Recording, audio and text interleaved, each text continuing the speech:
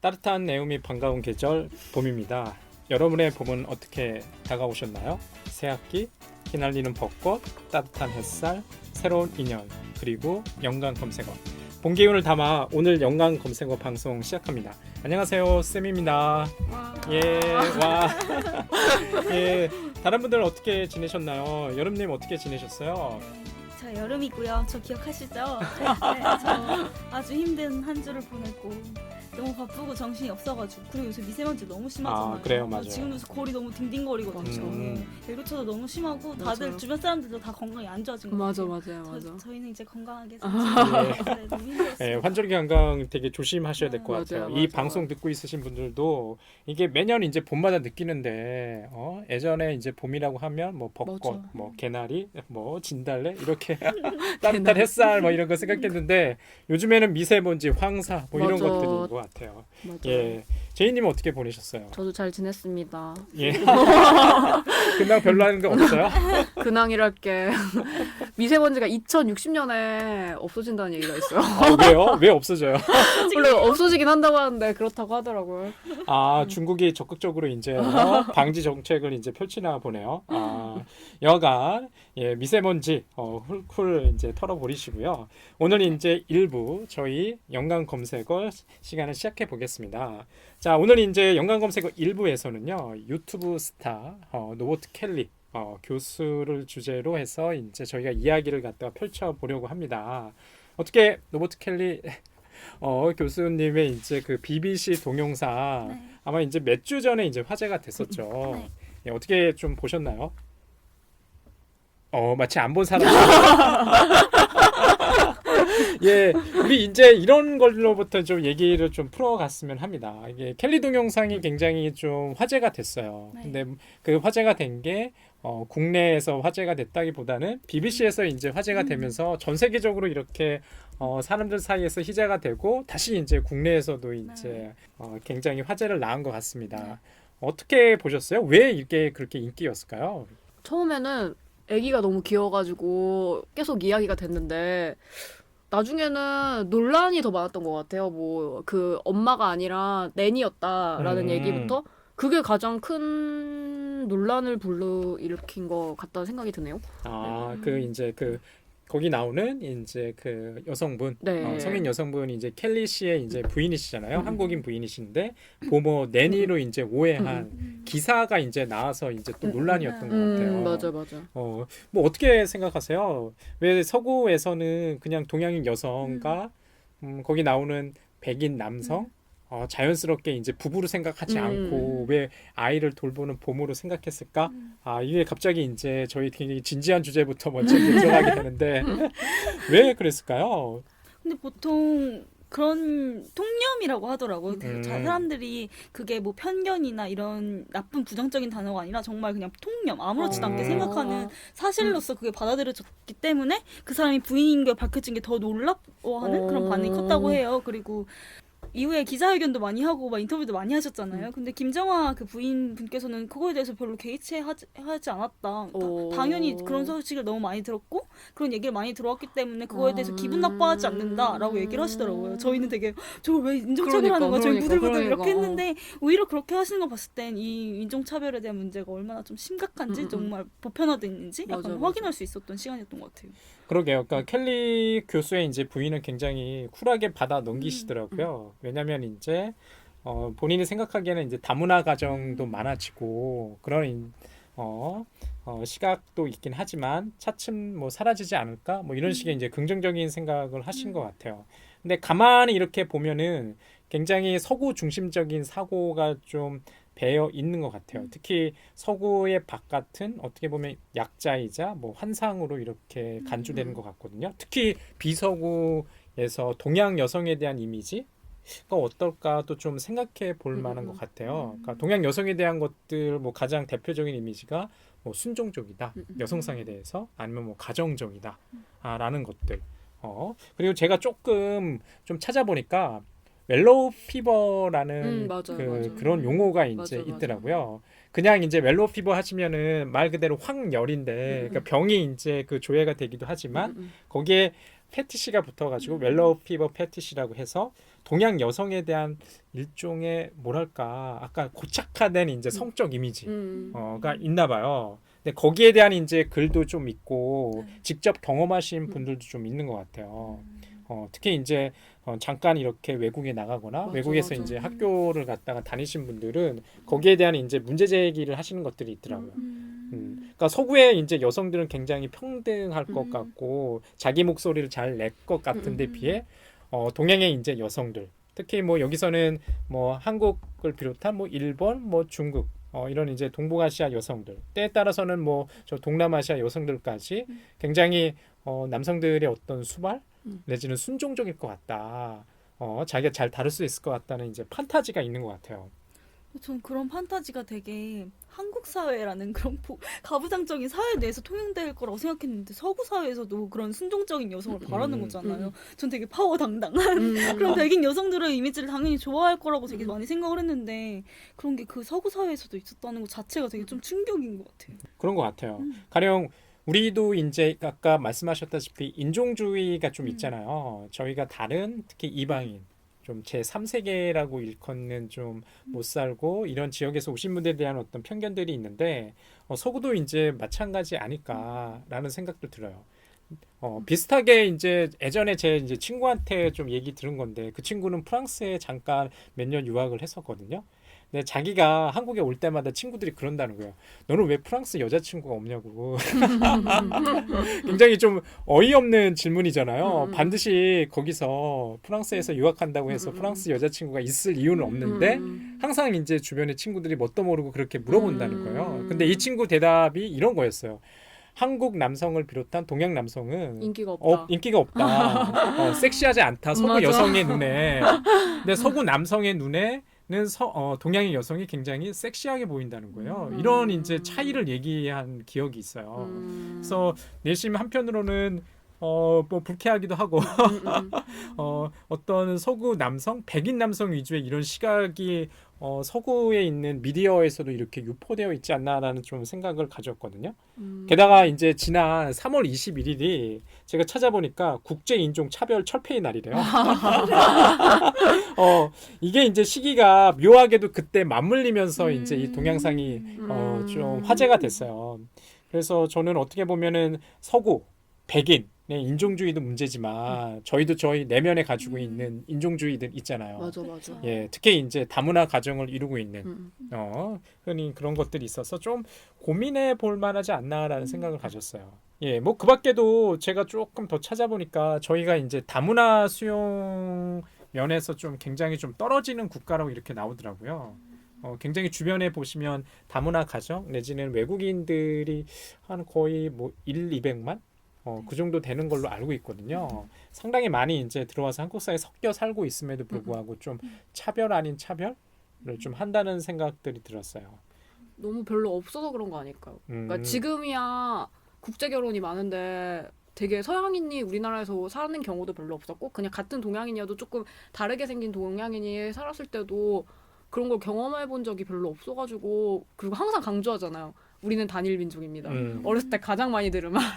근데 그런 것 때문에 아직은 사람들이 잘 그걸 받아들이는 순간을 잘 못 경험하는 것 같아요. 근데 그럼에도 불구하고 뭔가 서양인들에 대한 로망이라고 해야 되나? 그러니까 막 피부가 하얗고 막 금발이고 막 파란색 눈에 약간 그런 거를 되게 그러면서 동시에 동경하지만 그거를 싫어하는. 그래서 그때 지난 시간에 저희 프로듀스 1은 얘기했었잖아요. 거기 나왔던 소미도 혼혈이잖아요.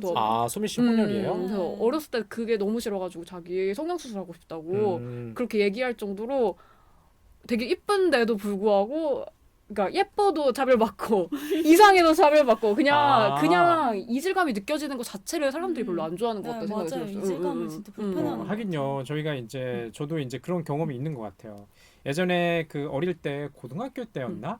저 광화문에 무슨 일 때문에 이제 그 학생들 뭐 이런 단체로 어디 간 거예요. 근데 거기 이제 미국 대사관이 있잖아요. 광화문에 보면 교보문고 이렇게.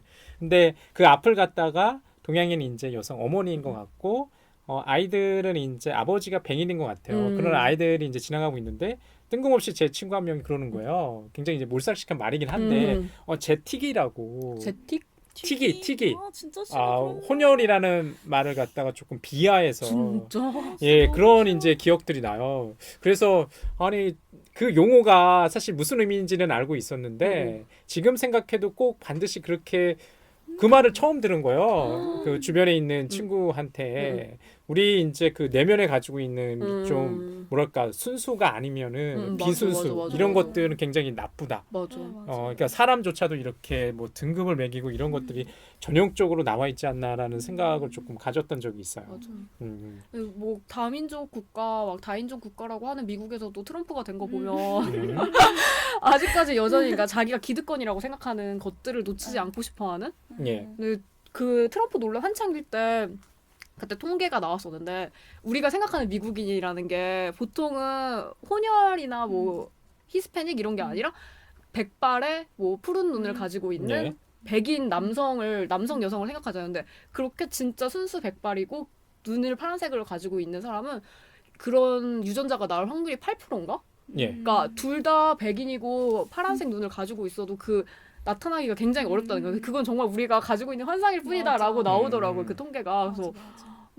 아직까지 우리에게 그런 게 많이 쌓여있구나라는 생각을 했었던 것 같아요. 네. 그러니까 우리 안에 나와 있는 뭐 서구 중심주의 내지는 인종주의를 조금 고민해보는 그런 그 에피소드인 것 같아요. 그런 내니 내지는 봄으로 오해한 사건은요. 맞아. 한편 이제 그 켈리 동영상이 제가 생각할 때는 유튜브의 파급력이 그만큼 확인된 경우인 것 같아요. 누구는 그렇게 얘기하더라고요. 유니버스에서 그 U자를 갖다가 Y로 바꿔가지고요. YOU 바꿔가지고 유니버스의 세대다. 유튜브의 이제 그 시대라는 얘기를 하더라고요. 제가 생각하기에 이제 유튜브라는 것들이 플랫폼이잖아요. 근데 가장 중요한 게 이게 무료 플랫폼이라는 게 이 켈리 동영상이 전 세계적으로 화제가 된 이유이기도 하고 한 것 같고 사용자들의 반응이 이제 즉각적으로 확인될 수 있다는 게 영향력이 그만큼 배가 되지 않았나 이런 생각들을 가져요. 한편으로는 뭐 켈리 동영상과 관련해서 좀 문제도 좀 있었다고 들었어요. 뭐 가령 신상 털기 예, 이런 것도 조금 이루어져 가지고 예, 가볍게 웃고 즐거워할 사건에 좀 이상한 게 이제 퍼져 나가는 것 같기도 하거든요. 맞아요. 일반임에도 불구하고 루머가 생성이 됐었대요. 그러니까 부산대학교라는 곳에서 재직을 하셨잖아요. 근데 예, 뭐 지금 재직하고 있으시죠. 자기가 아는 사람이 박사과정을 하고 있는데 거기서 켈리 교수 밑에서 그러니까 뭔가 그러니까 박사과정 하면서 되게 뭔가 일이 있었다 하면서 루머를 퍼뜨린다든지 그리고 로버트 켈리가 교수니까 당연히 쓴 논문이 있을 거 아니에요. 예. 그 논문을 퍼가지고 와가지고 막 이 사람 이런 생각하는 거예요. 이런 사상 검증까지 하면서 엄청 일반임에도 불구하고 사상 검증을 했다고 하더라고요. 근데 이런 논란에서 되게 재밌는 거는 영상 이후로 켈리 교수가 기자회견을 열었잖아요. 근데 예, 거기서 맞아요. 그 기자회견에서 켈리 교수가 이렇게 말했다고요. 이 방송사고가 교수로서의 신빙성을 깎아내렸냐고 질문을 하니까 아니다. 차라리 이를 통해서 사람들이 내 논문과 일에 대해 더욱 관심을 가졌으면 좋겠다라고 했는데 정말 그 말대로 그 자기의 논문을 퍽한 거예요. 사람들이 찾아보고 그러니까 잘된 건가 이게 관심인가? 관심인 건가 이게 근데 되게 우리나라에서는 특히 그냥 에피소드로 끝날 일을 굉장히 과하게 그러니까 특히나 공인이 아니고 일반인일 때 더 막 과열돼가지고 찾아보고 막 신상 털고 난리가 나는 것 같다는 생각이 많이 들어요. 네. 예, 지나치게 이제 좀 사생활을 갖다가 들여다본다는 게 좀 부담스러울 것 같기도 해요. 자, 한편으로는 또 켈리 동영상이 화제가 되면서 패러디물도 굉장히 많았다고 얘기 들었어요. 연우님께서는 뭐 그런 켈리 동영상의 이제 패러디 뭐 보신 거 있으세요? 저 패러디 영상 되게 많이 봤는데 아까 내니 얘기할 때 할까 말까 했는데 무슨 패러디 동영상 제목 자체가 데스난 더 내니더라고요. 나는 내니가 아니 이것은 내니가 아니다 이거잖아요. 그래서 또 한 여성이 이렇게 등장해요. 이렇게 딸처럼 등장하면서 너 내니야? 이렇게 물어봐요. 동양 여성이거든요. 대놓고 이렇게 물어보는데 아니 내 와이프야. 이렇게 얘기를 바로 하더라고. 예. 그래서 내가 이래서 데스나 나니 이렇게 했는데 그 여자가 가요. 그리고 나서 또 다른 사람이 와요. 계속 뭐 할머니가 오고 나중에 도둑까지 오고. 맞아 나 봤다. 처음에는 뭐 와이프였는데 뭐 도둑까지 오고. 근데 이거 제목을 또 내니가 아닌 걸 되게 중요시하잖아요. 그래서 이 동영상이 나름 중요한 패러디 영상이다. 약간 이렇게 생각도 많이 했고 저는 제일 좀 화가 나고 막 저를 동요시켰던 그런 건 워킹맘 버전이었어요. 예. 워킹맘 버전은 애가 와도 애를 돌보고 막 가사 일을 막 하면서 맞아. 계속 인터뷰를 하더라고요. 폭탄까지 제거하잖아. 네. 근데 좀 그렇다더라고요. 거기서는 그 로버트 켈리 교수가 뭐 그 아이를 이렇게 뒤로 이렇게 제지해서 예. 움직이지 않아서 막 팬티바람이 아니냐 약간 이런 식으로 하고 그 사람이 뭐 애를 잘 안 보고 뭐 가부장적인 사람이 맞아, 아니냐 맞아, 약간 맞아, 이런 맞아, 식으로 맞아. 잣대를 들이밀었으면서 그 엄마가 그러면 그 음. 애를 보고 막 집안일을 하면서 인터뷰를 한다는 것 자체가 그게 흥미롭다는 거잖아요. 그게 좀 불쾌하더라고요. 너무 이중잣대인 것 같아요. 그래서 그 패러디 영상 너무 재밌었어요. 뭐 그밖에 뭐 유튜브 스타 중에 로버트 켈리 말고 뭐 알고 있으신 분 좀 있으신가요? 박막내 할머니죠. 요즘에 요즘에 가장 핫한 쭉 발라보러 71세 유튜버 박막내 할머니. 다들 아시죠? 진짜 너무 재밌어요.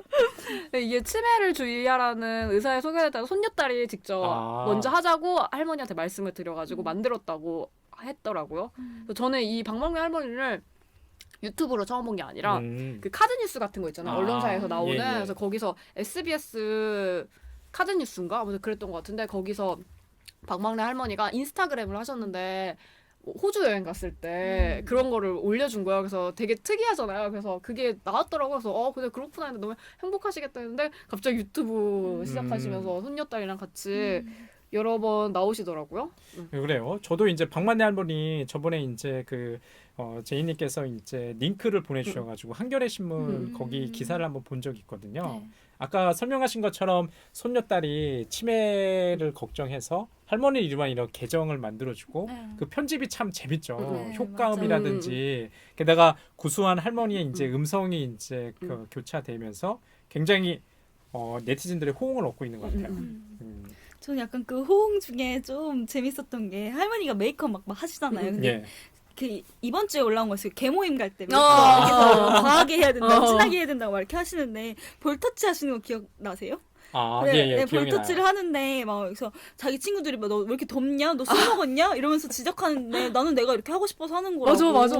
막 그렇게 얘기하시는 거 내가 마음에 드는 건데 하는 거라고 약간 이런 식인데 댓글이 다 막 맞아요 할머니. 맞아. 자기가 하고 싶은 거 하는 거죠. 약간 이런 식이더라고요. 그러니까 맞아. 약간 나이가 있으시고 연륜이 있으신 분이 경험이 있으신 음. 분이 우리를 공감해주고 맞아. 우리한테 모이고 알려주시고 이렇게 맞아, 하는 맞아. 그런 느낌을 되게 좋아하는 것 같아요. 또 여성분들이. 저도 치과 갈 때 메이크업 그거 봤는데 눈썹 잘못 그린 것 같다고 아. 이렇게 얘기해요. 근데 그거 하면서 눈썹 못 그렸다고 스트레스 받지 말라고 아무도 신경 안 쓴다고 하는데 그게 되게 위로가 되는 거야. 나 오늘 그쵸. 눈썹 못 그렸는데 아무도 안 보니까 그냥 대충 그래야지. 위로거든. 유튜버들 볼 때랑 전혀 다른 맞아, 느낌인 맞아, 거잖아요. 맞아, 맞아. 그게 좋았어요. 화장에 그렇게 신경 쓰는 사람은 살아가는 사람이에요. 웬만해서 남의 화장에 대해서 눈썹을 어떻게 그리는지 잘 주목하기 그쵸. 힘들죠. 맞아요. 그렇구나. 맞아. 저도 이제 봤는데 유튜버 박만혜 할머니가 71살이시잖아요. 의외로 이제 이런 것들이 유튜브에서 좀 터지는 것들이 있는 것 같아요. 맞아요. 저도 이제 간혹가다 들어가는 유튜브, 특히 진돗개 커플 스토리라고 있거든요. 진짜 팬이셔. 저 매주 들어가서 봐요. 재밌어요. 근데 그런 거. 계속 일주일, 보게 다. 일주일에 한 2, 3회씩 올리거든요. 되게 저주로죠. 예, 진도 커플 스토리인데 이게 한 3년치 정도가 쌓여 있으셨는데 그 자신이 이제 그 농촌에서 도시로 나간 딸을 위해서 이렇게 제작을 하시나 봐요. 근데 아무래도 그 강아지가 나오다 보니까 이 켈리 교수 동영상도 마찬가지지만 아이가 나오거나 강아지가 나오게 맞아, 인기가 되면 많아. 맞아요. 사람들이 좀 인기가 많은 것 같아요. 맞아요. 그래서 제가 좀 즐겨보는 강아지 이제 유튜버가 있거든요. 진도 커플 스토리라고. 재밌어요. 저도 세미님이 추천해서 봤었는데 막 나도 모르게 그냥 보고 있어 가만히. 계속 보고 있어요. 근데 그 영상이 진짜 정적이고 진짜 강아지 우리네 일상에 있는 주변에 돌아다니는 강아지야. 그걸 그냥 정말 평범하게 찍은 건데 그냥 보게 돼. 그래서 굉장히 길어요. 한 10분 정도 맞아. 되거든요. 꽤 그 길어. 정도면 진짜 완전 거장 감독 아니야? 그렇죠. 왕 롱테이크로 그냥 과정적인 롱테이크. 맞아요. 농테이크예요. 농테이크. 막 컷도 많이 없어요. 그래서 지금 보면은 뭐 켈리 동영상도 그렇고 아까 이제 말씀하시는 이제 유튜버 박만내 할머니도 그러시고 뭐 제가 얘기하는 이제 뭐 강아지 진돗개 진도 커플 스토리도 그렇고 유튜브의 힘이 정말 이제 굉장한 것 같아요. 어떻게 생각하세요? 유튜브의 이제 미래가 뭘까? 아까 유니버스라고 했는데 누구나 이제 사람들이 스타가 되고 싶어하는 이런 열망 내지는 이런 것들이 있는 것 같아요. 특히 요즘에 1인 방송이다라고 해가지고 많은 분들이 좀 도전하시는 것 같거든요. 맞아. 어떻게 생각하세요? 사람들 왜 열광할까요? 그냥 유명한 스타도 아니고 갑자기 박만내 할머니나 이런 유명해. 한 71 되시는 어르신이 나와서 이제 그 철딱선이 없는 얘기 막 하는데 막 열광하는 거잖아요. 근데 약간 이런 얘기가 일반인들이 인기를 끌고 싶어서 시작했다라는 느낌이 별로 없고 거의 다 뭐 자기가 그냥 콘텐츠를 만들거나 아니면 자기가 그냥 SNS에 개인적으로 올린 건데 이게 유명해져서 맞아. 이게 아예 크리에이터라는 직업이 새로 생겼잖아요. 저는 그 점은 되게 긍정적으로 봤는데 이게 좀 시간이 지나다 보니까 그냥 크리에이터라는 직업이 진입장벽처럼 이렇게 돼버린 느낌이 있어서 그래서 약간 유튜브 콘텐츠도 지금 좀 변한 것 같아요. 그 제가 생각하는 것도 소금 커플이라고 되게 유명한 예. 유튜브 스타가 있는데 교제하신 지 벌써 5년 정도 됐거든요. 제가 이렇게 연애사를 꿰뚫고 어떻게 화제가 됐냐면 처음에 그냥 그 여자분이 연상 1살 연상이신데 이렇게 막 애교를 부리는 걸 귀여우니까 찍어서 올렸겠죠. 근데 그게 막 유포돼가지고 인기를 엄청 끌게 된 거예요. 이 커플의 연애사에 관심을 갖게 되고 둘 다 음악을 하시는 분이어서 같이 노래를 부르거나 뭐 작곡을 하거나 하는 영상을 올려서 유명해지셨는데 이분들이 유명해지셔서 이제 유튜브에 동영상을 주기적으로 업로드를 하다 보니까 유튜브 스타가 되었고 돈을 그것 때문에 벌게 됐는데 이제 일반인이 아닌 거죠. 크리에이터로서. 근데 이제 사생활 털기가 또 시작되어가지고. 신선 털기가 또 시작했나 네. 보네요. 그래서 과거에 논란이 될 만한 일들이 있었어요. 이 남자분 김근명 씨라는 남자분은 지금도 강아지를 키우고 계신데 동물 학대한 그런 전적이 있으셨고 이 여자분은 경희대 출신이시고 남자분은 서울대 출신이신데 그 서울대의 연습실을 무단으로 사용했다. 그게 졸업생은 빌릴 수 없고 타 학교 학생들은 빌릴 수 없는데 약간 그게 해명하신 걸로는 행정 시스템의 오류였다고 해요. 그냥 신청이 돼가지고 자기네들은 빌렸다라고 하는데 문제는 거기서 광고 촬영도 하시는 거죠. 그래서 맥주 광고를 촬영한다든지 약간 막 그렇게 촬영하시니까 학생들이 다 등록금을 내고 사용하는 공간에서 그러니까. 광고 촬영을 했고 또 더군다나 학생도 아닌 사람들이 했으니까 그걸로 또 그게 논란이 되더라고요. 약간 그게 일반인과 그 돈을 버는 경제적 이득을 취한다는 게 이렇게 맞물리면서 문제가 너무너무 커질 수 있는 위험성을 갖고 있는 것 같아요. 아까 얘기하셨던 그분 본명이세요? 이름이 뭐 네, 김근명 씨, 이소영 씨. 좀 88년생, 89년생 이렇게 다 알고 있습니다. 좀 약간 무서운 것 같은데요. 저도 야, 본인들이 이렇게 밝히는 알고 거죠. 본인들이 밝혔으니까. 본인들이 밝히고 헤어지면 큰일 나겠네요. 그러니까 결혼해야 돼.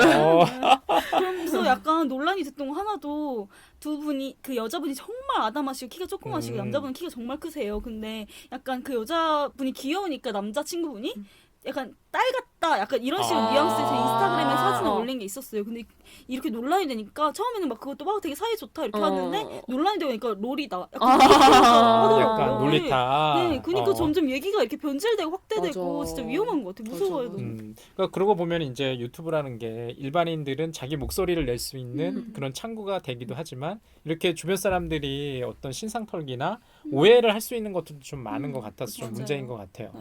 뭐 여하간 저희가 이제 노버트 켈리 유튜브 스타 하나 가지고도 이렇게 많은 얘기를 나눌 수가 있는데요. 저희도 언젠간 또 유튜브에서 연관 검색어로 1인 방송할 그날이 오겠죠. 그날을 꿈꾸면서 자 1부는 이제 여기까지 한번 해보기로 하겠습니다. 예, 연관 검색어 2부입니다. 자 2부에서 저희가 이번 주 준비한 영화는요. 예, 다큐멘터리 영화 다이빙 벨입니다. 2014년도에 이상호 감독과 안룡 감독이 이제 제작한 다큐멘터리인데요. 이 논란의 다큐멘터리, 특히 이제 요즘에 세월호가 인양되면서 다시금 이제 희자되고 있는 영화입니다. 이 다이빙 벨은요, 지금 부제가 굉장히 상징적입니다. 예, The Truth Shall Not Sink with 세월. 세월호와 진실은 침몰할 수 없다는 부제를 영어 부제로 가지고 있는데요. 다이빙 벨을 가지고 여러분들과 조금 나눠보는 시간을 가져보도록 하겠습니다. 어떻게 영화는 어떻게 보셨나요? 사실 저희가 참 이 영화를 본다는 게 굉장히 고통스러운 것 같아요. 맞아. 벌써 올해가 2017년 3월 말 그리고 이제 4월로 넘어가는 시점인데요. 지금도 이제 세월호가 인양이 돼가지고 목포로 지금 이동 중이라고 합니다. 근데 이 영화를 갖다가 제가 처음 봤을 때 이때 느낌은요. 개인적으로 저희 아버지 어머니의 어떤 죽음을 좀 계속 이렇게 상기시키는 다 영화라서 굉장히 좀 가슴 아팠던 영화였던 것 같아요. 저는 이 영화 제작되기 전에 그러니까 세월호 사건 일어나기 전에 1, 2년 전에 아버지 어머니 돌아가셨거든요.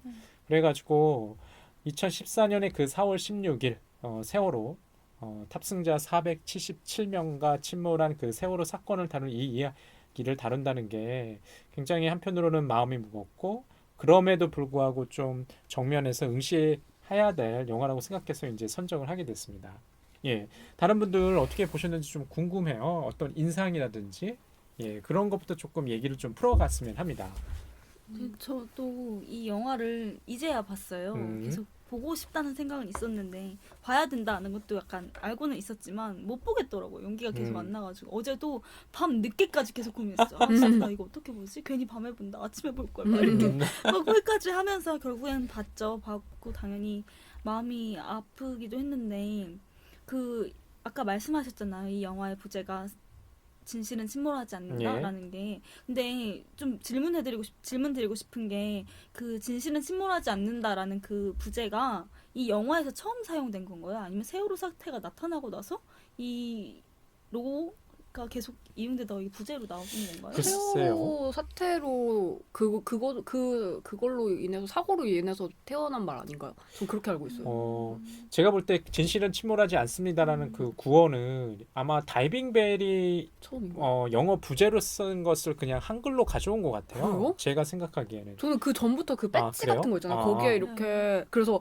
이렇게 세월호 그림에 풍선 이렇게 달려 있는 거 있잖아요. 예. 거기에 진실은 침몰하지 않는다 해가지고 다이빙벨이 나오기 전부터 있는 건 줄 알았어요. 그래요. 음. 그러니까 이 영화도 사실은 다이빙벨이 제작된 것도 몇 개월 이후잖아요. 아마 제가 생각하기엔 그럴 수도 있겠다는 생각이 들거든요. 근데 되게 그 말이 진실은 침몰하지 않는다라는 말이 뭐 광화문에서도 많이 보였고 아무튼 그 말 자체가 되게 익숙한데 세월호에 관련된 말인 것도 알고 있었고 근데 저는 이게 영화의 부제로 딱 떴을 때 순간 이 영화를 안 보려고 미루다가 이 영화를 딱 봤는데 부제에 그걸 떴을 때 그게 너무 이질감이 들었어요. 이게 영화에서 사용됐을 때 제가 마음이 안 좋은 상태로 봤으니까 그런 걸 수도 있겠지만 그게 더 마음 아프게 다가오더라고요. 되게 아무렇지도 않게 길에서 배지에서 시위 현장에서 보던 그런 로고였는데 이 영화랑 같이 합쳐지니까 정서적인 효과가 엄청 커져서 되게 그 로고가 자꾸 생각나는 영화를 보고 나서 그랬던 것 같아요. 부제가. 사실 이제 이 영화를 보신 분들이라면 아마 지금도 이제 보지 않은 분들이라고 한다면 이게 유튜브에서 이제 그 공개적으로 이렇게 보실 수가 있어요. 이제 인터내셔널 에디션으로 이제 나와 있죠. 저도 유튜브로 일단은 작년에 봤던 기억이 나요. 그러니까 재작년에 한창 이 영화가 부산영화제 상영할 때 좀 논란이 있었죠. 그 논란이라는 것은 아직 다이빙벨과 관련된 진실뿐만 아니라 세월호에 대한 어떤 진실이 진행 중이었고 사실 지금도 언제 사건의 진상이 드러났을까라는 좀 의구심이 있던 시절에 이 영화가 나왔었기 때문에 이 영화를 본 분들이거나 이 영화에 대한 소식을 들은 사람들이라면 굉장히 정서적으로 좀 충격을 받았을 것 같아요. 그 중에서도 제가 조금 첫 번째로 질문 드리고 싶은 거 오프닝 크레디트가 올라가기 전에 이제 그 장면들입니다. 오프닝 크레디트가 올라가기 전에 급박한 침몰 상황을 갖다가 방송 보도 희생자의 어떤 문자, 뭐 카톡, 목소리로 이제 전달하고 있는데요. 특히 이제 그 고 김동혁 학생의 이제 목소리가 공포를 배가시키고 충격을 던져줍니다. 저는 사실 이 영화를 갖다가 1년 전에 보고 지금도 이 영화에 대한 이미지를 생각해 보라 그러면 그 김동혁 학생의 목소리가 잊혀지지가 않거든요. 특히 이제 희생자의 목소리를 갖다가 보이스오버로 삽입하는 행위에 대해서 과연 그렇게까지 해야 했을까라는 질문을 좀 던져보고 싶어요. 물론 이제 유족들의 동의를 받았겠지만 저는 충격이었어요. 개인적으로.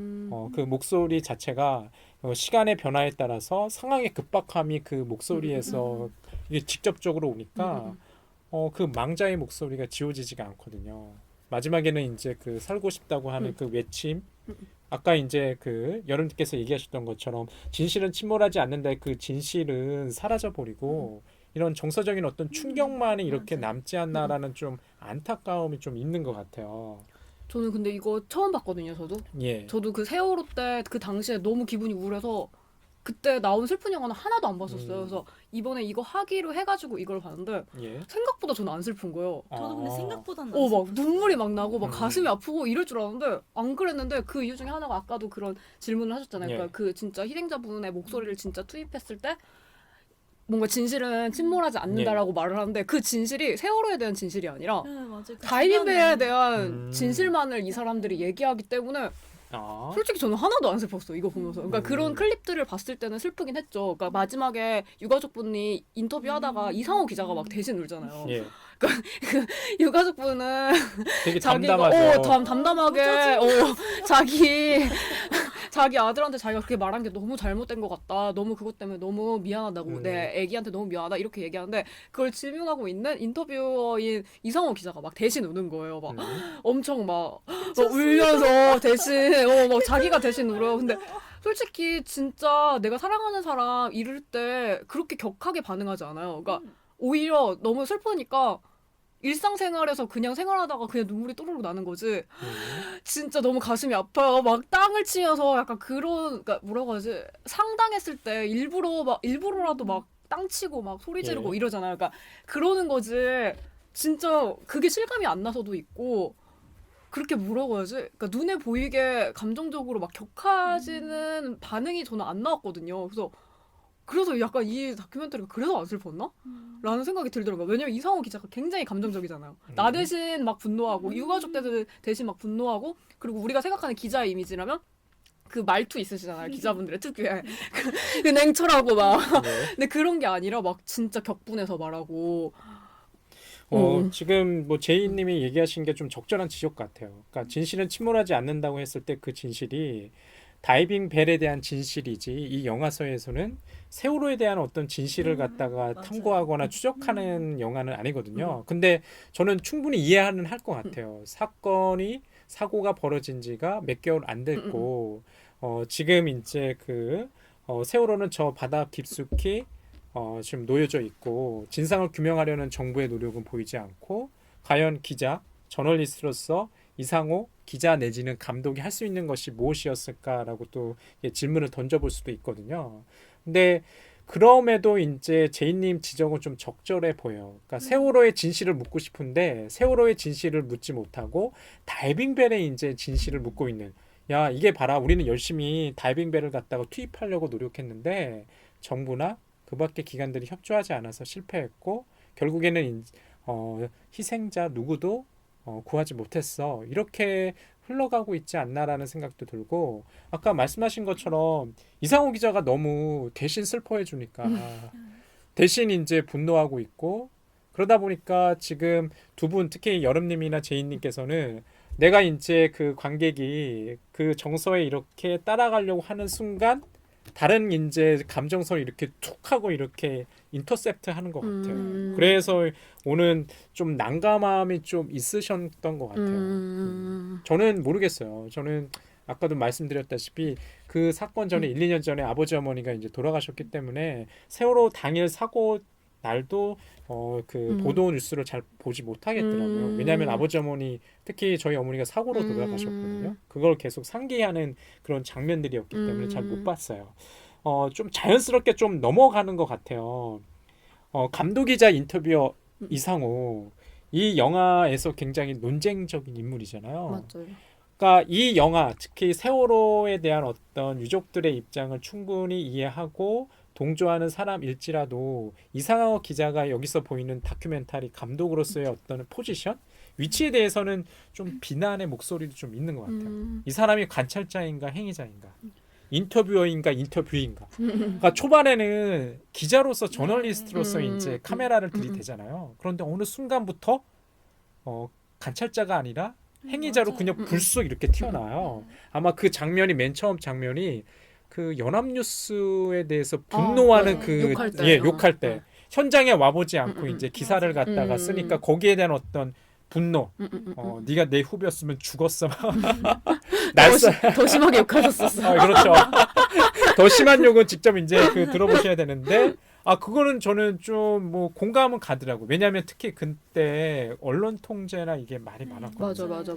왜냐하면 실제로 이제 다큐멘터리 상에서도 보면은 그 KBS 보도국장이 나서서 정부의 언론 통제에 대해서 이제 증언하는 그 장면들이 삽입되어 있거든요. 일단은 한번 저 여쭤보고 싶어요. 이상호 기자라고 얘기할까요? 감독이라고 얘기해야 될까요?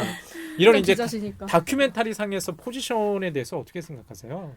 근데 이렇게 감정적이고 사적인 다큐멘터리가 잘못됐다는 건 아닌데 그 방법을 선택한 거를 조금은 그러니까 뭔가 확장성이 있었는데 그걸 그냥 닫아버린 듯한 느낌이 있어서 좀 아쉬운 느낌이 많이 드는 것 같아요. 저는. 그 확장성이라는 건 어떤 확장성을 좀 생각하시는 걸까요? 아마 그 확장성이라는 게 제가 생각하기에는 이제 그 관객이 이제 느끼는 감정을 미리 좀 재단하고 좀 그 슬픔을 표현하는 그런 확장성을 막는 것 같다는 생각도 좀 들었고요.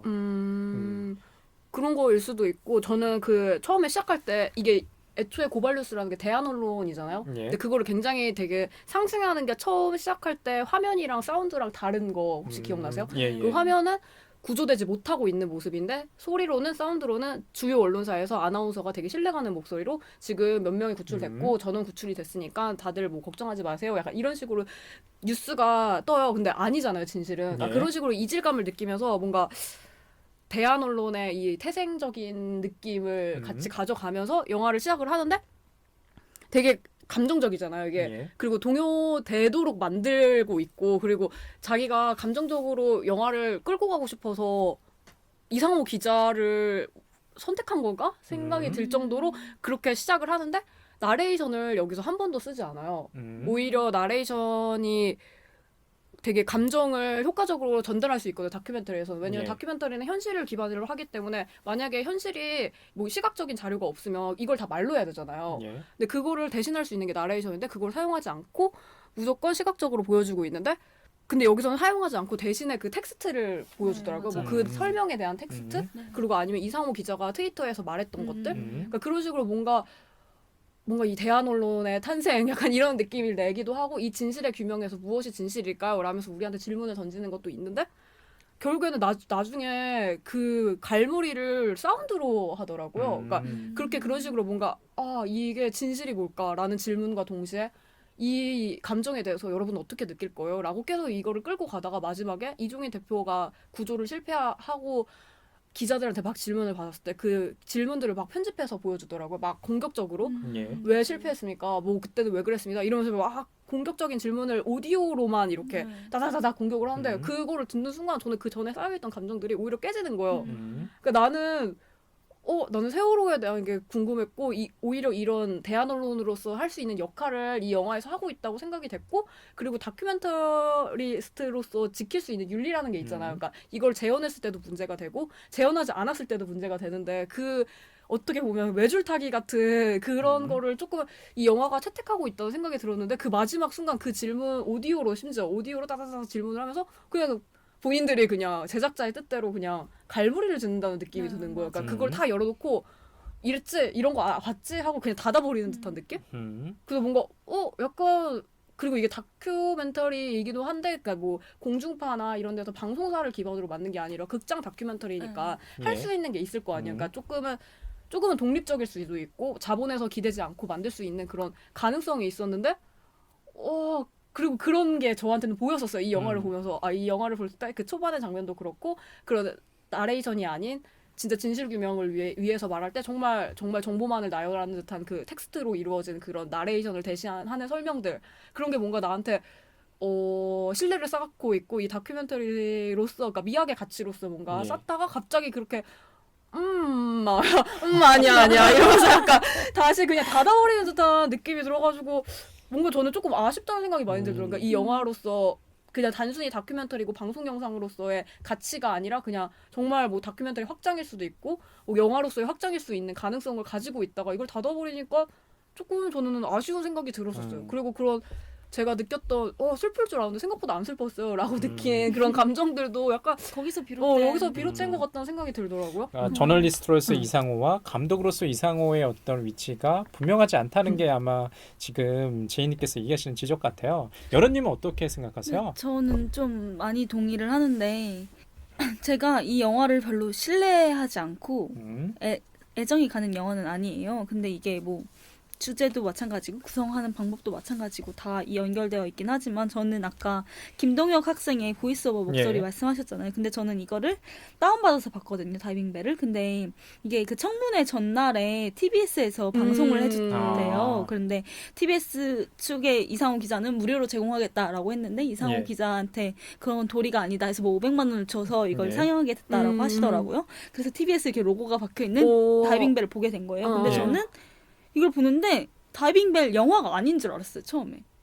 내가 잘못 다운받아서 이게 뭐 다이빙벨에 관한 다른 다큐멘터리인가? 다른 뭐 편집된 영상인가? 이렇게 착각을 했는데 알고 보니까 그게 맞았거든요. 그래서 저는 김동혁 학생의 보이스오버 목소리가 나올 때 그 망자의 목소리를 생각하지 않고 이걸 그 인위적으로 누군가 녹음했다고 생각했어요. 재현이라고. 네, 재현이라 생각해서 전 그게 더 이렇게 했는데 그게 나중에 이 영화가 진행되면서 이게 진짜 살아있었던 김동영 학생의 목소리였구나 이렇게 예. 깨닫게 된 게 아니라 영화가 다 끝나고 나서 영화에 대한 정보를 찾다가 알게 됐어요. 오히려. 그래요? 네. 왜냐하면 저는 이 영화가 말씀하신 것처럼 굉장히 자기 주장을 위해서 구성되어 있어요. 그게 처음에 이질적인 사운드와 이미지도 마찬가지고 이 이상호 기자가 하는 기자로서 그리고 또 감독으로서 이게 모호하기 때문에 이 영화가 구성되는 게 약간 자기가 주장하고 싶은 거, 자기가 말하고 싶은 것대로 막 멋대로 이렇게 구성되어 있는 느낌이더라고요. 그래서 저는 이 보이스오버 목소리가 망자의 목소리를 생각하지 않고 또 자기가 감정에 호소하기 위해서 뭔가를 재현한 목소리라 생각을 했죠. 근데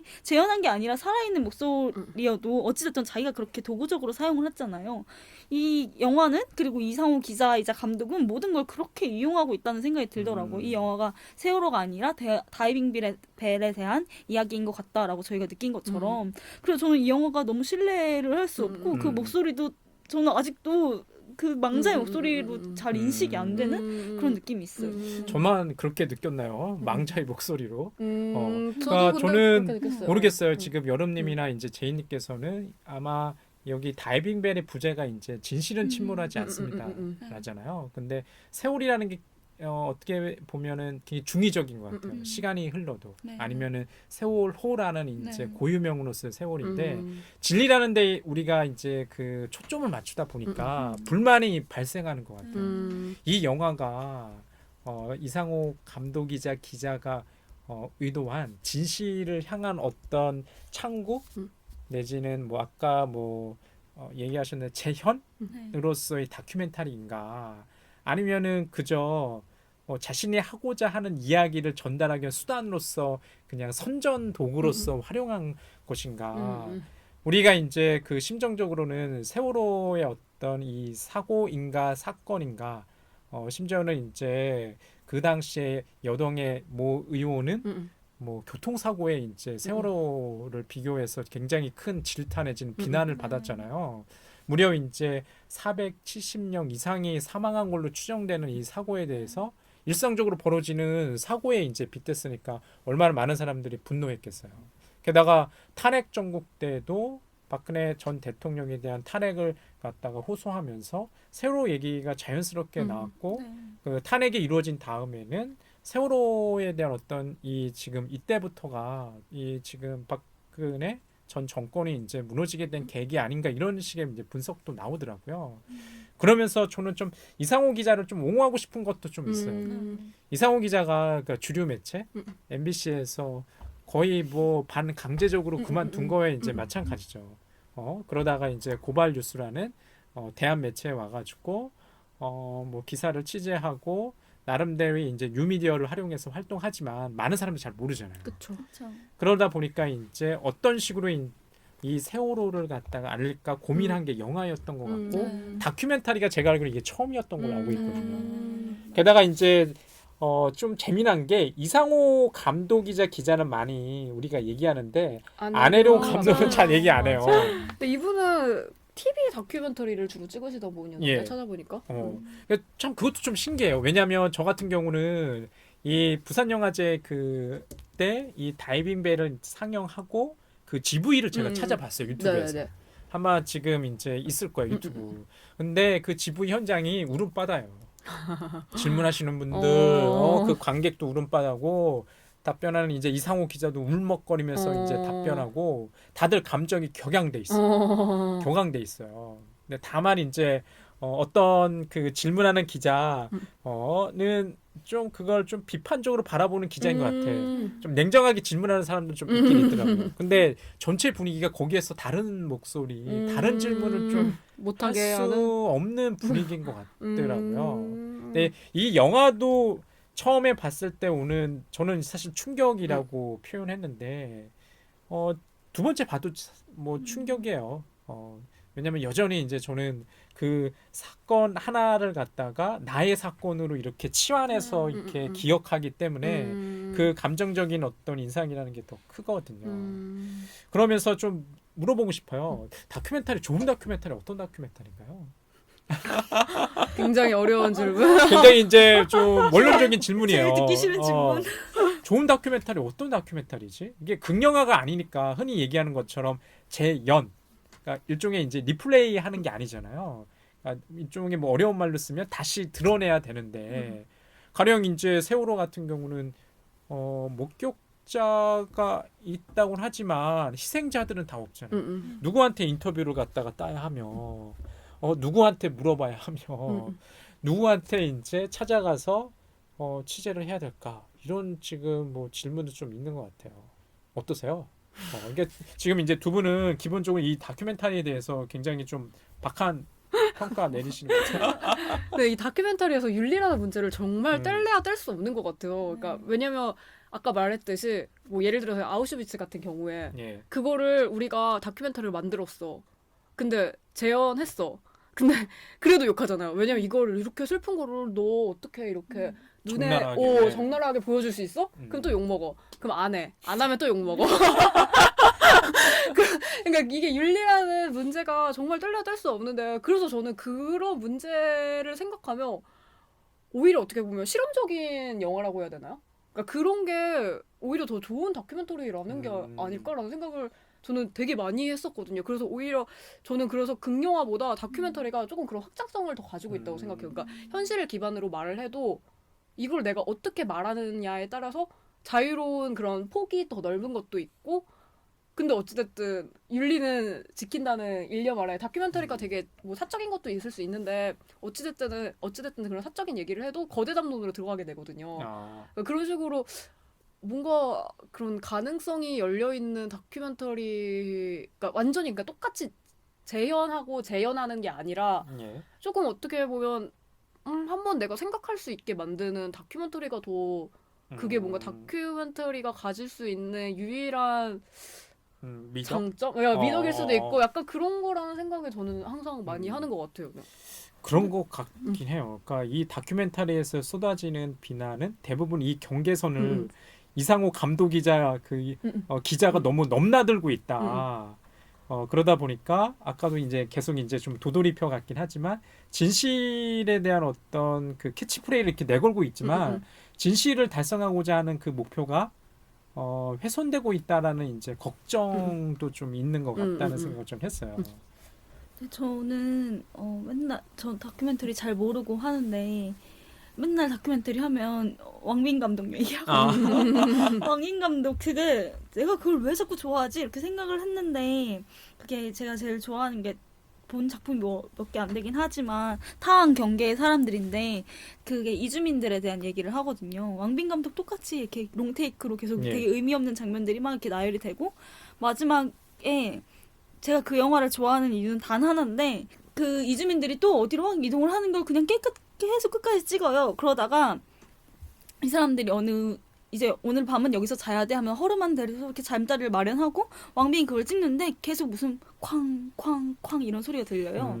처음엔 그게 뭐지? 이렇게 했는데 이주민들이 이동해야 되는 위급한 상황인 거죠. 포탄이 떨어지는 그런 상황에서 왕빈 감독이 그걸 계속 찍는 거예요. 그래서 왕빈은 이제 돌아가야 돼요. 위험한 상황이고 이제 촬영을 마쳐야 되는 상황인데 왕빈 감독이 카메라를 놓지 못하고 그 사람들을 계속 촬영하는 게 느껴져요. 그 영화를 보면. 왜냐면 포탄 소리가 가까워지거든요. 근데 왕빈 감독은 가야 되는데 처음에는 그 사람들이랑 같은 공간에서 그 사람들이 어떻게 자리를 마련하는지 이렇게 찍다가 나중에 맨 마지막 장면에는 가는 길에 또 뒤돌아서 찍는 거예요. 그래서 저기 멀리 형체도 제대로 보이지 않는 그 오두막이 있고 왕빈 감독은 가만히 있는데 한참 거의 5분 동안 그 장면만 나와요. 근데 포탄 소리가 점점 5분 동안 커지는데 저는 그게 약간 진짜 다큐멘터리 감독의 소명이고 그 사람의 음. 윤리성과 도덕성이 정말 드러나는 장면이라고 생각을 해서 저는 그 장면을 잊을 수가 없거든요. 근데 약간 다이빙벨에서는 그게 전혀 드러나지 않는다는 생각했고 약간 이어져서 개인적인 경험은 아니고 아무튼 저도 들은 얘기긴 하지만 제 가까운 지인이 안산에 살거든요. 예. 근데 딱 그 세월호 사고가 터지고 나고 직후에 거기 살게 된 거예요. 그러니까 이게 도시 분위기가 전체적으로 다 이렇게 어두워졌을 때 걔가 살기 시작을 했는데 아예 세월호에 대한 얘기를 어디서도 할 수가 없다는 거예요. 택시를 타도 카페를 가도 왜냐면 택시 기사님이 아버지일 수도 있고 삼촌일 수도 있고 이래서 그런 분위기가 조성이 된다는 거예요. 네. 근데 당연히 뭐 이거에 대해서 얘기를 하고 우리가 주목을 하고 진실을 파헤쳐야 하는 것도 소명이지만 약간 지켜보고 존중하고 그 사람들을 위해서 내가 말하고 싶어도 침묵할 줄 알아야 하는 그런 게 필요한 것 같은데 저는 이 영화가 나온 시점에 그게 예. 약간 필요했던 시점인 것 같아요. 분명히 밝힌 것도 중요하지만 너무 강력하게 주장을 이렇게 할 필요가 있었나 정동적으로. 그래서 저는 이 영화가 나온 시기가 지금이었다면 오히려 옹호했을 것 같은데 그 시기에 나왔다는 게 되게 선동적인 영화다라고 평을 받을 수밖에 없는 이유라고 해서 전 이 영화를 보고 나서도 또 그 왕빈 감독의 마지막 그 타운 경기의 사람들 마지막 장면이 또 생각이 나더라고요. 아, 그러니까 왕빈 감독의 타운 경계의 사람들. 네. 아, 그건 어떤 뭐 전쟁을 배경으로 한 영화인가요? 근데 제가 정확히 기억이 지금 안 나는데 그것도 소수 민족이고 아. 티베트였나? 아무튼 이렇게 계속 이동을 하는 상황에서 전쟁 때문에 계속 이주를 해야 되는 그런 사람들의 행적을 찍은 건데 주인공도 하나도 없고 이동 경로도 정확하게 명확하지 않고 그냥 그런 사람들 계속 추적하는 그런 그런 영화. 그것도 저는 그러니까 이런 것도 되게 좋은데 이렇게 얘기하고 하는 것도 좋은데 그 예를 들어서 그 왕빈 감독 어찌됐든 자기 본인은 소수민족 아니잖아요. 예. 근데 그랬을 때 느끼는 카메라를 든 사람들을 만났을 때 그 민족들이 느끼는 감정은 어떨까라는 게 저는 항상 궁금한 거예요. 왜냐면 저희도 그러잖아요. 오디오가 있다는 생각에 잘 말 처음에 못 하잖아요. 그러니까 그런 것처럼 누군가 나를 보고 있네? 라고 해서 내가 진짜 진실된 행동이 나왔을까? 그러니까 저는 그래서 이게 너무 다큐멘터리 모르겠다라는 게 그런 거. 그러니까 재연이 아니라 재연을 해도 그러니까 연기를 해도 문제고 이걸 카메라를 들고 내가 현장에 간다고 했을 때도 문제고 대체 그러면 다큐멘터리에서 말하는 윤리는 대체 뭐고 그렇게 제대로 되는 거는 뭐지? 그러니까 왕빈 감독은 어떻게 보면 아무리 자기 본인이 아니더라도 그거를 모른다고 그 얘기를 안 할 수 있는 건 아니니까 그러니까 본인이 엄청나게 연구를 하고 아니면 우리가 모르게 소수민족에 대해서 엄청나게 관심을 갖고 막 그들과 엄청 이미 친했을 수도 있는데 그래도 이거를 카메라를 든 사람한테 느껴지는 그런 권위라고 해야 되나? 그런 거를 없을 수가 없는데 근데 저 생각에는 그 왕빈 감독이나 다른 다큐멘터리 감독이 그런 현장에 자기가 가서 카메라를 들고 찍었을 때 그 영화의 스크린에 나올 때 그 카메라를 의식하는 모습이 안 나오면 그건 자기 권위를 드러내는 거라 생각하고 그 사람들이 카메라를 의식하고 뭐야 이렇게 피하는 것도 다 나오면 그 권위를 없애려고 노력하는 거라고 생각해요. 근데 왕빈 영화에서는 뭐야 이렇게 하는 사람도 나오고 자기 안 찍는다고 막 이런 사람도 나오고 카메라 대놓고 막 이렇게 장난치는 사람도 나오거든요. 전 그게 거기에 진짜 섞여 들어가는 것 같아요. 그걸 편집하지 않고 드러낸다는 거. 그게 다큐멘터리 윤리성을 드러내는 거지 않을까? 약간 저는 이렇게 생각했던 것 같아요. 저는 약간 그런 게 있는 것 같아요. 그러니까 시선이라는 건 좀 일방향적이잖아요. 물론 상대방이 나를 갖다가 응시할 수 있지만 기본적으로 카메라는 건 다큐멘터리 카메라는 항상 보면은 일방향적이기 때문에 거기서부터 오는 좀 뭐랄까 힘 내지는 권력이 좀 있는 것 같아요. 그게 상대방이 이제 동의했을 때는 상관없지만 지금 제이님께서 얘기하셨던 것처럼 피사체로 거기 등장하시는 그 사람이 인물이 불쾌감을 호소한다고 그러면 거기서 촬영 멈춰야죠.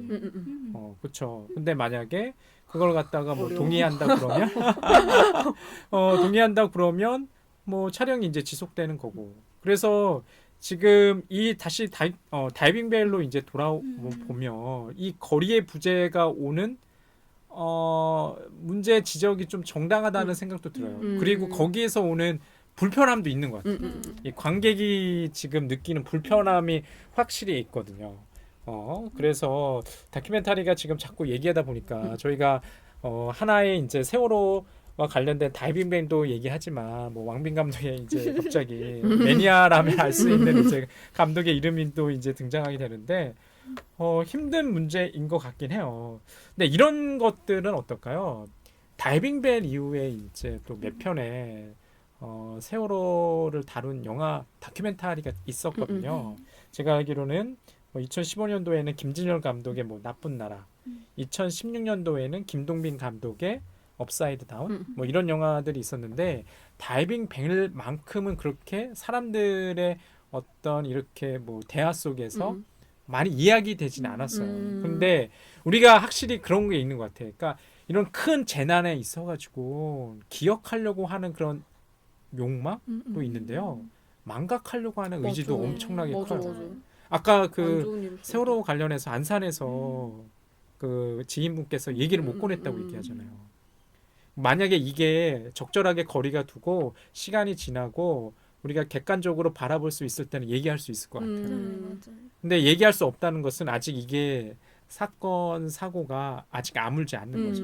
그러나 자꾸 이걸 누군가 얘기하는 것 자체가 굉장히 불손한 것처럼 맞아, 느껴지는 맞아, 거예요. 맞아, 그게 맞아. 누구건. 맞아. 그래서 이게 어떻게 해야 될까? 이게 기억하려고 하는 건 맞는데 망각하려고 하는 것도 사람의 자연스러운 어떤 맞아. 본능 같아요. 이런 큰 사고에 직면해서 우리처럼 유족이 아닌 사람들도 이렇게 고통스럽잖아요.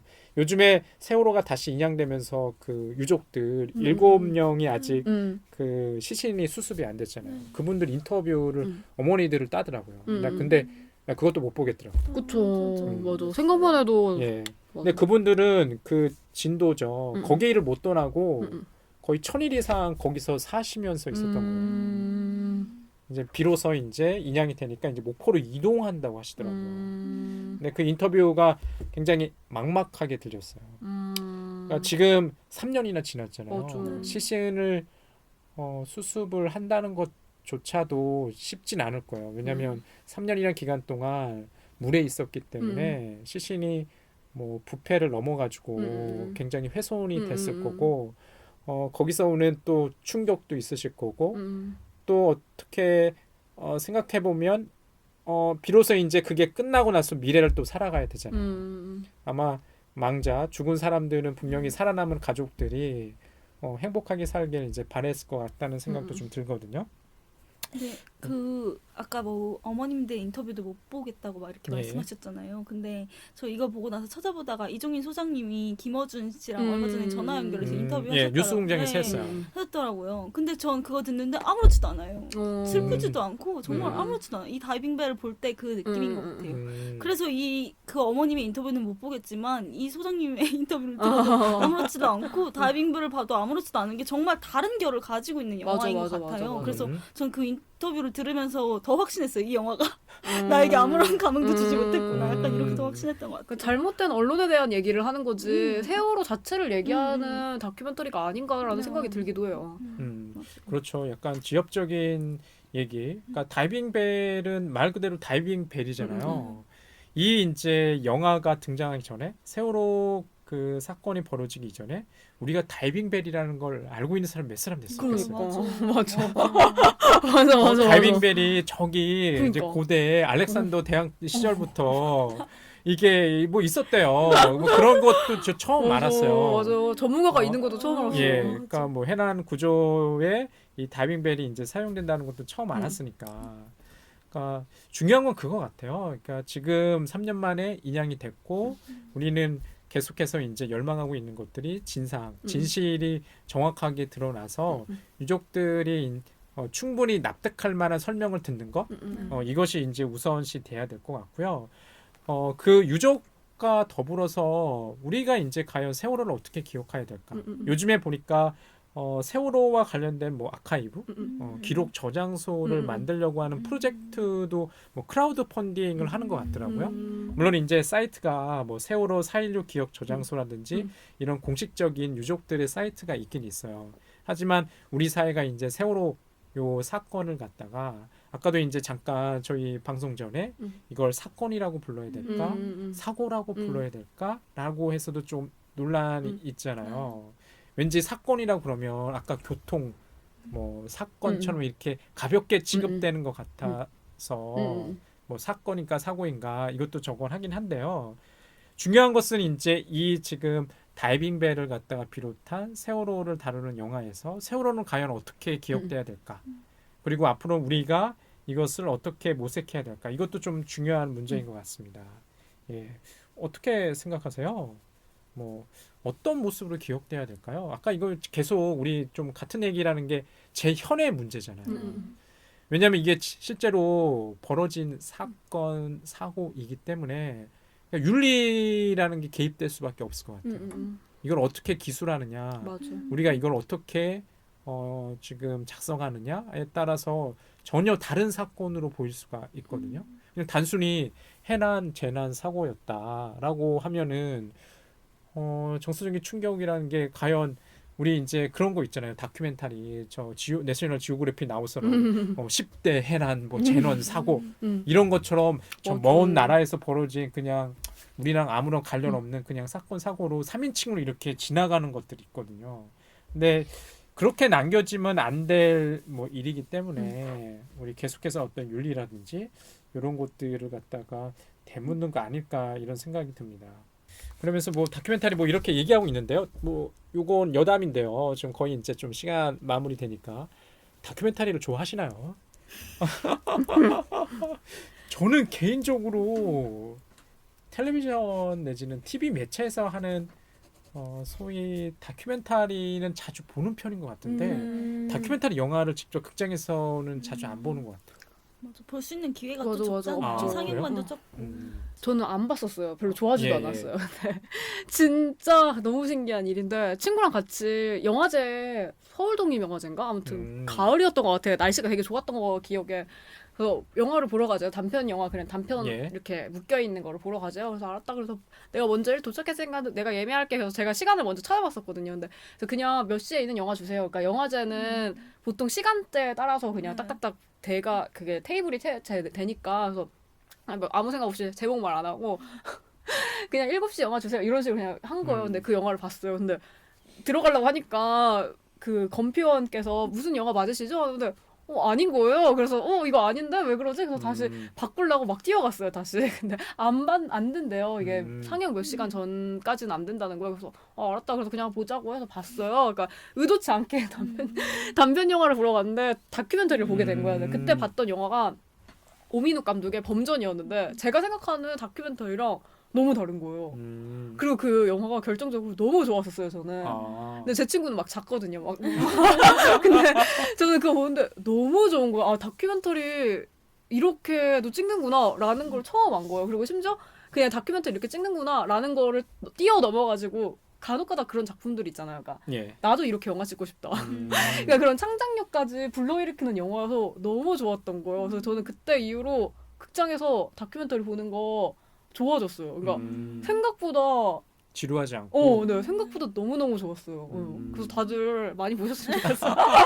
진짜 너무 괜찮은 작품도 너무 많고 그리고 아까 제가 말했듯이 진짜 픽션 영화, 장편 영화에서 할 수 없는 것들을 할 수 있는 유일한 뭐라고 하지? 장이라고 해야 되나요? 그러니까 그런 공간이 되는 게 다큐멘터리더라고요. 그래서 심지어 다큐멘터리 영화를 뭐 뉴미디어 페스티벌에서 상영하기도 하고 그러니까 그런 식으로 이제는 조금 다큐멘터리가 조금 변모하고 있나? 이미 변모한 지 오래됐을 수도 있어요. 제가 뒤늦게 안 걸 수도 있는데 생각보다 오히려 그런 영화에 관심이 많으신 분들이면 오히려 그런 영화 다큐멘터리 찾아보시면 진짜 생각보다 좋은 영화 많이 찾을 수 있을 거라고 생각하고 저는 적극 추천합니다.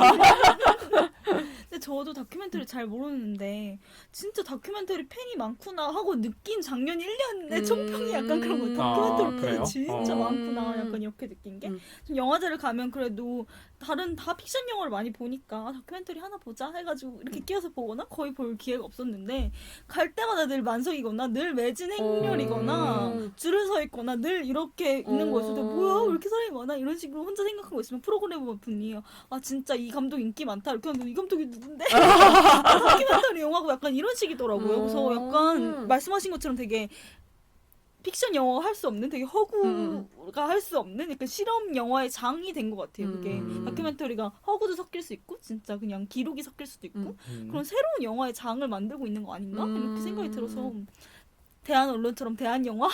맞아. 다큐멘터리가 작동하고 있는 것 같다? 이런 느낌이 들더라고요. 그렇게 보면 이상훈 기자가 이후에 또 다른 영화를 만든 걸로 저는 알고 있거든요. 다큐멘터리 영화를. 그러니까 저널리즘의 차원으로서 영화를 계속 제작하는 것 같아요. 물론 이제 아까 지적하신 것처럼 이상호 감독이자 기자한테 제기되는 어떤 뭐 간식 종자 아니냐. 이거 좀 지나친 말 같지만 그런 지적이 초반에 영화를 만들어 보지 않으니까 그러니까 매체가 달라지는 데서 오는 맞아. 좀 뭐랄까 좀 낯섦 이런 것 좀 뭐 이해해 주면서 좀 바라봐야 될 것 같다는 생각이 듭니다. 자, 오늘 이제 영화 검색 2부에서는요 다이빙벨을 가지고 세월호 내지는 다이빙벨이 제기하는 어떤 영화 속에서 뭐 윤리성이라든지 어떤 기억의 문제, 망각의 저항 문제로 조금 이야기 봤고요. 아마 이 시간이 너무 짧게 느껴져요. 맞아요. 예, 이 지금 세월호라는 키워드는 지금 현재 진행 중이기 때문에 이 짤막한 2부 저희가 한 40분 정도의 시간에는 다 다룰 수 없을 것 같거든요. 나중에라도 저희가 기억이라는 지금 테마를 가지고 이번 달을 진행을 하고 있거든요. 다큐멘터리를 다시 다룰 수 있으면 어떤 얘기가 나올지 조금 궁금하기도 하고요. 다음을 기약하면서 오늘은 이만 마치도록 하겠습니다. 예, 오늘 수고하셨습니다. 감사합니다. 예. 아.